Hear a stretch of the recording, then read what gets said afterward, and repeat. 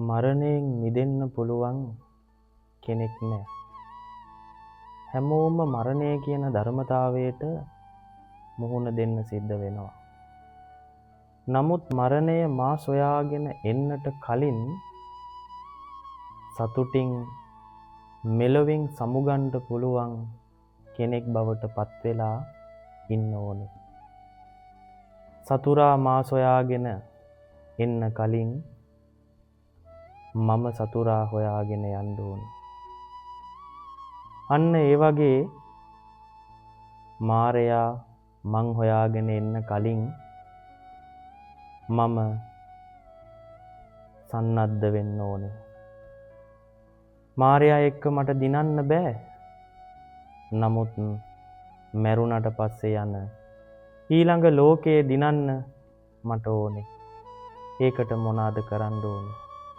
අන්න ඒකට තමයි භාග්‍යවතුන් වහන්සේ සිල් රකින්නයි දන් දෙන්නයි කිව්වේ.